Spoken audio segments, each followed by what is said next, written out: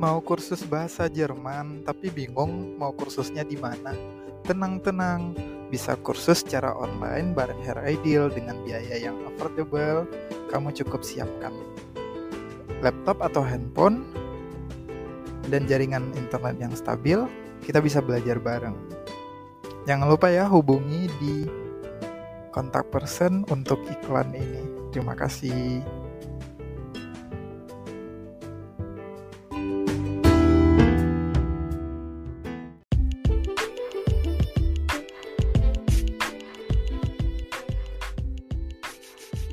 Oke, nah sekarang kita udah masuk ke capture 7 dari 25 capture cerita tentang love is like reading a book.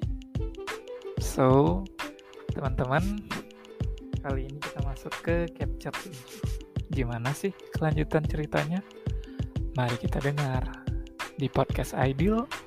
Mari ngobrol, mari cerita.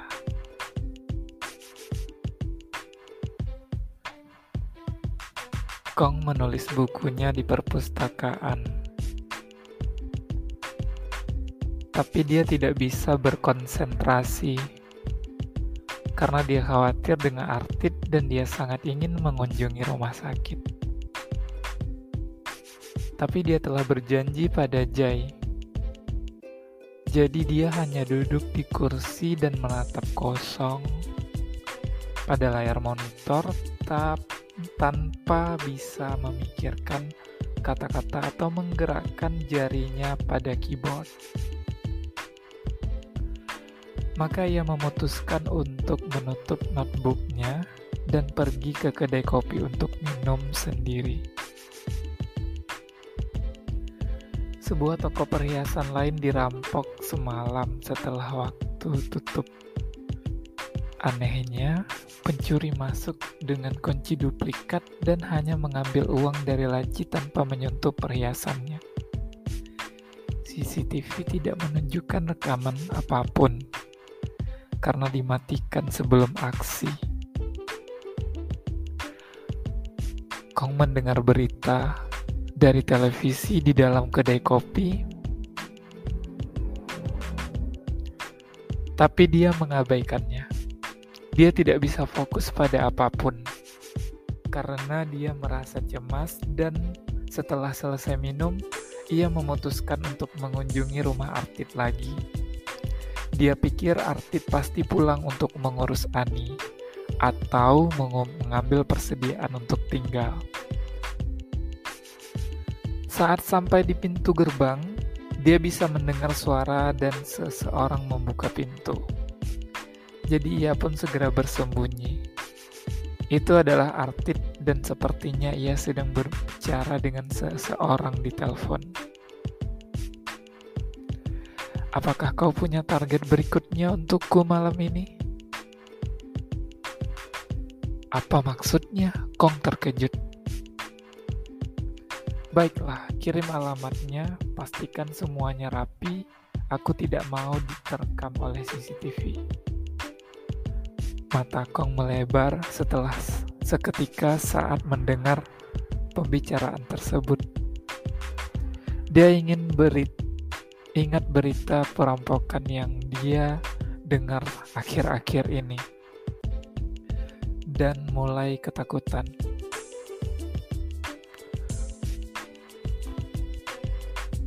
Kong, Artit terkejut sambil memegang ponselnya saat menemukan Kong di belakang mobil. Aku akan menelpon lagi. Sampai jumpa. Ia memberitahu orang di telepon. Kong, sudah berapa lama kau di sini? Tanyanya gugup. Kong menelan air liurnya dan mencoba untuk berbicara. Kau berbicara dengan siapa barusan? Tanya Kong. Apakah kau yang merampok toko perhiasan itu? Dia bertanya to the point. Artit segera menutup mulutnya. Apa yang kau katakan? Tentu saja tidak. Kong mendorong Artit menjauh dan menepis tangannya. Jangan bohong. Aku sudah mendengar semuanya, teriak Kong. Mengapa kau melakukan ini? Apa yang kau pikirkan, Artit? Maaf, aku membohongimu tentang liburan. Oke, Artit mencoba menenangkan. Ayo kita bicara di dalam rumah. Tidak, aku tidak percaya padamu. Tolong Kong, aku tidak akan menyakitimu. Aku janji. Aku hanya ingin menjelaskan.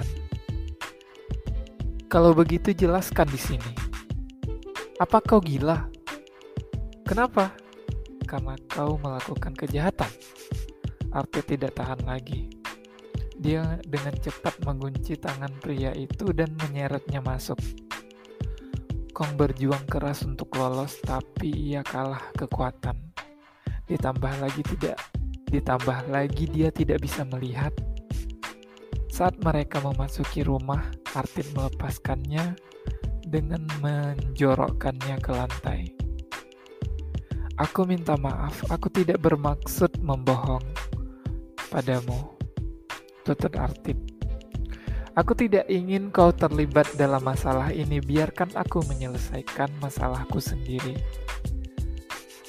Tapi kau memilih cara yang salah untuk menyelesaikannya. Dan ini bukan solusi. Tapi kau justru menggali kuburanmu sendiri. Aku tidak punya pilihan. Aku butuh uang untuk menyelamatkan ayahku. Meskipun kau harus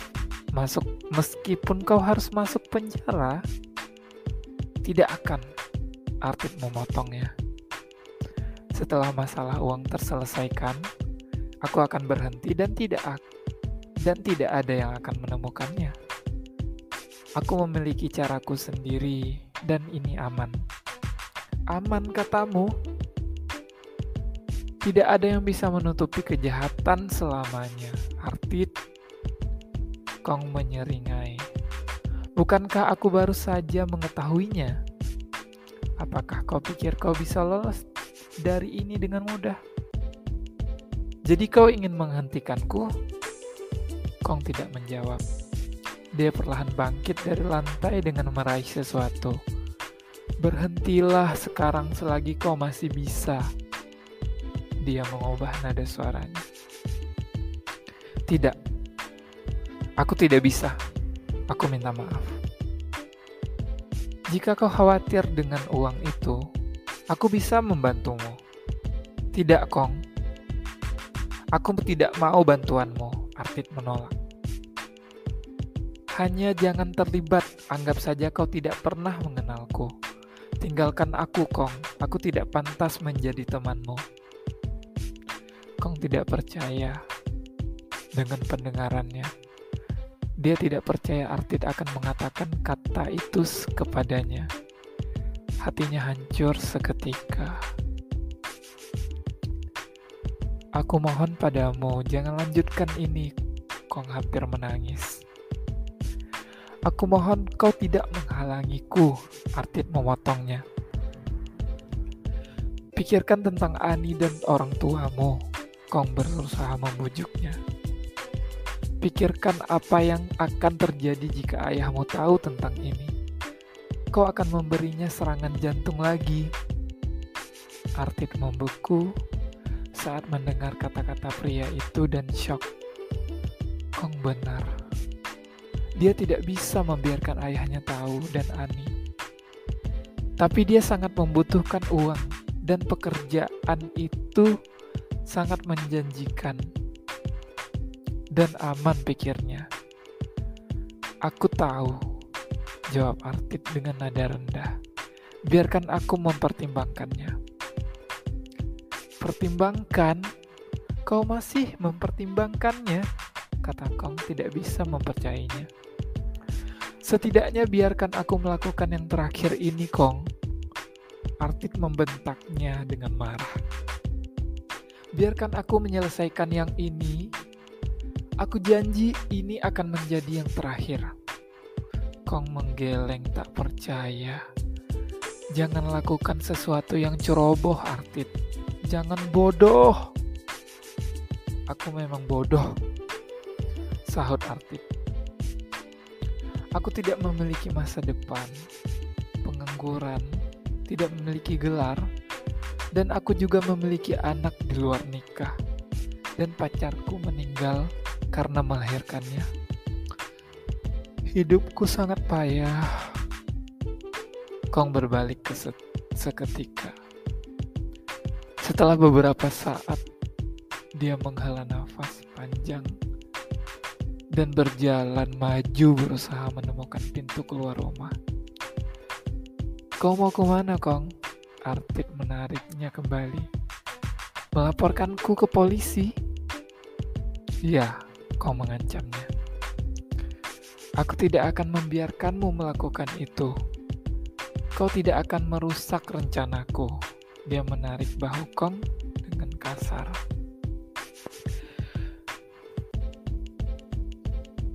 Jadi apakah kau berpikir untuk menutup mulut dengan membunuhku? Kong menantangnya. Artip tahu dia tidak bisa menghentikan Kong dan dia tidak akan membunuh orang. Dia hanya mengambil uang itu dan tidak pernah berniat menyakiti orang lain. Meskipun mereka mengancamnya. Kong, tolong biarkan aku pergi kali ini saja. Aku akan mendengarkanmu setelah semua ini berakhir. Dia memohon dan perlahan melepaskan cengkramannya. Kau tahu aku tidak akan pernah bisa menyakitimu. Karena apa? Kong meneriakinya. Artip memutar bola matanya dan mencoba memikirkan alasan untuk meyakinkan pria itu. Karena aku menyukaimu, Kong. Dia menembak Kong dan mencium pria itu seketika.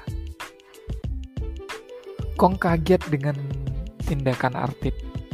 Ia tercengang dan terpaku di tempat. Artip menciumnya dengan penuh gairah selama beberapa saat sebelum akhirnya melepaskannya. Artip menelan air liurnya berat dan tidak berani menatap mata Kong. Maafkan aku tidak punya pilihan dan aku harus berpihak dan kau harus berpihak padaku, gumam Artip dalam hati. Apa itu, Artip? Kong membuka mulutnya. Aku baru saja mengakui perasaanku padamu, Kong. Kau tidak mendengarnya. Kong tersenyum dan mengangguk. Jadi rencanamu untuk membungkam mulutku dengan menahan hatiku. Kong cerdas dan menebaknya dengan benar. Artip terkejut. Aku tidak bisa memaksamu untuk mengembalikan perasaanku. Terserah kau, jawab Artip. Aku berharap kita bisa bicara lagi setelah ini, ujar Artip lalu mengambil jaketnya dan meninggalkan rumah. Kong berdiri di tempatnya lama, lalu menyentuh bibirnya dengan lembut. Lalu ia merasakan sesuatu yang hangat perlahan turun ke dadanya.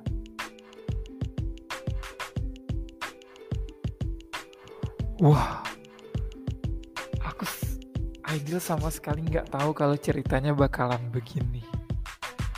Wow, ini terlalu jauh kayaknya teman-teman pendengar podcast Aidil dimanapun berada. Tapi berasa nanggung gak sih udah part ke-7?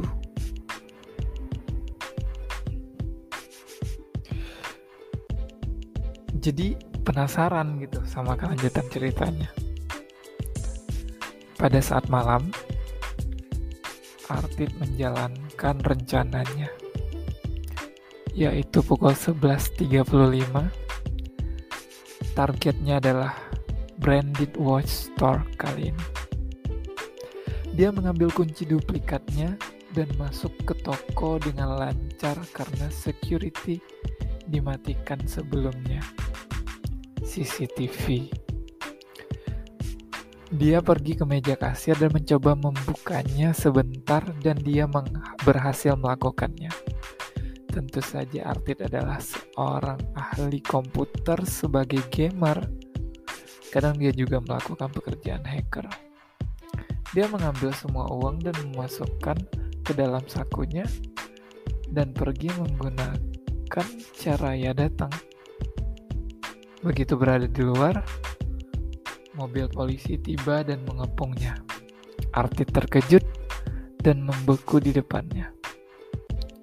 Setelah beberapa detik, para polisi turun dari mobil dan mengarahkan pistol ke arahnya, membiarkannya untuk menyerah. Artid ingin melarikan diri, tapi dia kaget saat melihat seseorang turun dari mobil polisi. Gong. Artid membelalakkan matanya menatap pria itu lurus. Dia tidak percaya bahwa Kong akan mengkhianatinya dan mengabaikan pengakuannya padanya sebelum ini. Hatinya mulai dipenuhi dengan kebencian terhadap pria itu seketika. Dua polisi segera mendekatinya dan menangkapnya. Mereka menarik tangan Artid dan memborgolnya ke belakang. Artid diseret ke mobil polisi dan dia tidak melepaskan tatapannya pada Kong sedetik pun. Dadanya terbakar karena amarah. Semua terjadi dengan cepat. Kong sama sekali tidak mengucapkan sepatah kata pun pada Artid dan mengikutinya ke mobil polisi. Menuju ke kantor polisi, dia perlu membuat laporan sebagai saksi dan informan. Kong dengan jelas tahu bahwa Artid pasti sangat membencinya saat ini. Dia tahu bahwa dia telah menghancurkan hati Artid karena telah mengkhianatinya. Artid dipenjara saat polisi menemukan beberapa bukti dari sakunya, yaitu uang, kunci duplikat, pisau lipat, dompet, dan telepon genggam. Kong duduk di kursi sambil membuat laporan dan pikirannya kembali melayang ke 2 jam yang lalu di depan kafe. 2 jam yang lalu di depan kafe internet dengan Jai. Ini cerita flashback ya. "Au Kong, kau di sini?" Jai menyapanya. "Apakah kau merindukanku? Apakah kau yang berbicara dengan Artid di telepon?" Kong lalu bertanya to the point kepadanya. "Kemanakah arah pembicaraan ini?" tanya Jai. "Aku berbicara dengan Artid setiap hari jika kau ingin tahu." "Berhentilah bermain. Kau partner in crime-nya bukan?" Kong menuduhnya.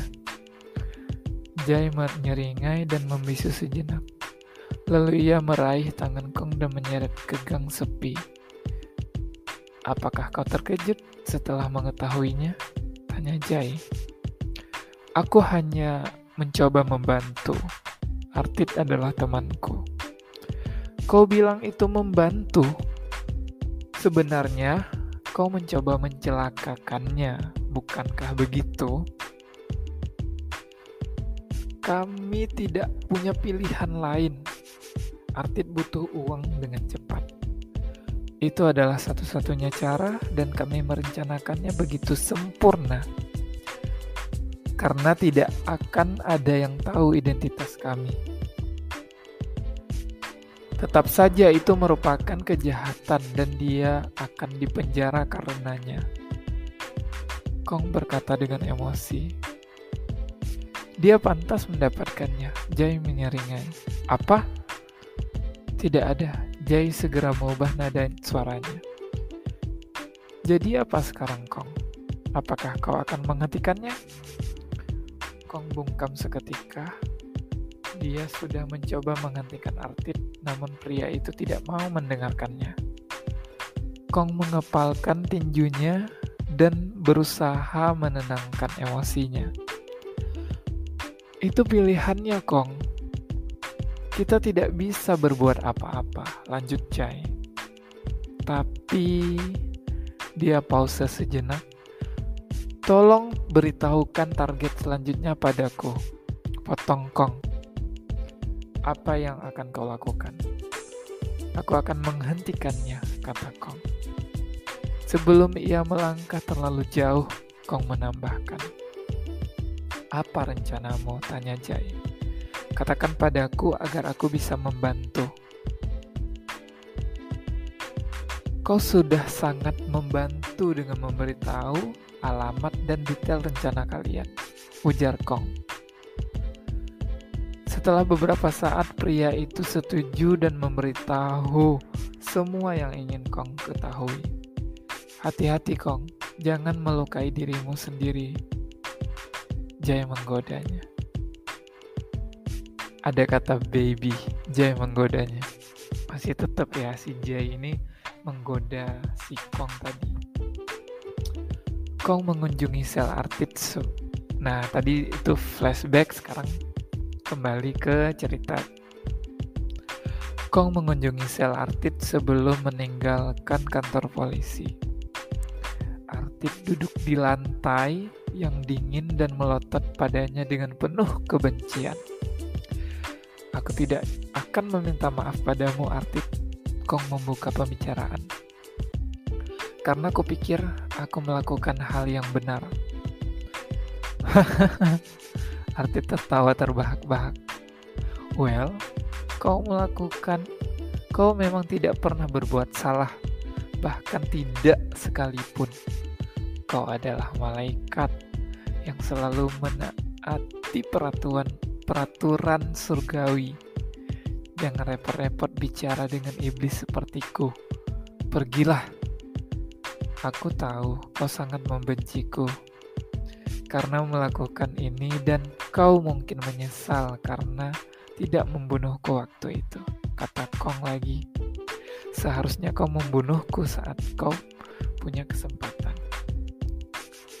Aku idiot karena mempercayaimu. Artit menurunkan kepalanya. Aku idiot karena telah menerima malaikat sebagai temanku dan berbagi neraka denganmu. Aku akan menyesal seumur hidup karena telah mengenalmu. Hati Kong hancur berkeping-keping saat mendengar kata-kata Artit. Ia merasakan ribuan mata panah menembus jantungnya. Artit memotong tali penghubung di antara mereka. Pria itu membakar habis semua yang pernah mereka miliki. Setiap saat perasaan dan kenangan di antara mereka hancur dalam sekejap mata. Pergilah dan jangan pernah menunjukkan wajahmu kepadaku lagi. Artit mengusirnya.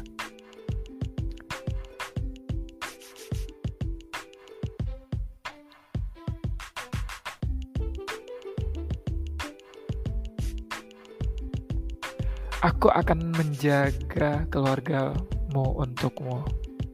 Kau memberitahunya. Jangan mendekati keluargaku. Son of Tit. Artit menjadi emosional seketika saat mendengar ucapan Kong. Aku tidak akan membiarkan kau menyakiti mereka. Aku tidak akan memaafkanmu jika terjadi sesuatu pada mereka. Aku tidak akan menyakiti mereka. Kau mengenalku. Aku mengenalmu. Artit tertawa lagi. Aku mengenalmu, kau bilang.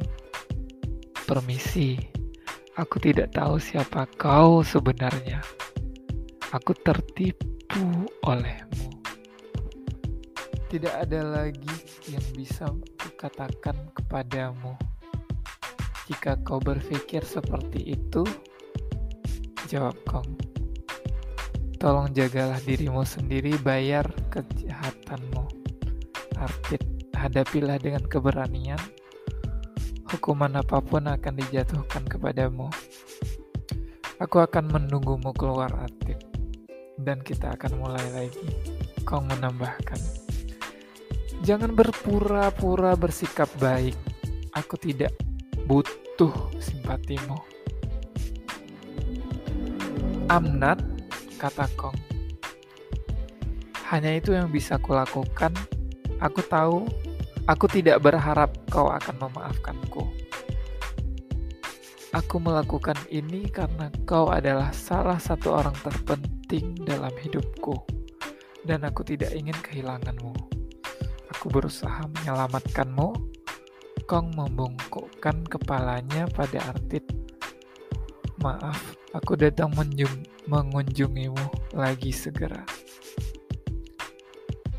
Kong meninggalkan lorong dan air matanya mengalir deras di wajahnya saat ia berbalik. Hatinya sangat sakit dan ia berharap dia melakukan hal yang benar. Saat dia melangkah keluar dari kantor polisi, seseorang menunggunya di sana dan memberinya tumpangan. Selesai juga capture 7 teman-teman pendengar podcast Ideal dimanapun berada. Masih jauh untuk sampai di capture ke-25. Ini kayak udah di pertengahan dan ceritanya juga makin seru. So, kalau penasaran dengan capture berikutnya, jangan lupa subscribe, like, komen, dan share untuk konten bacain Wattpad kali ini. Sampai jumpa di konten berikutnya di podcast Ideal. Mari ngobrol, mari cerita.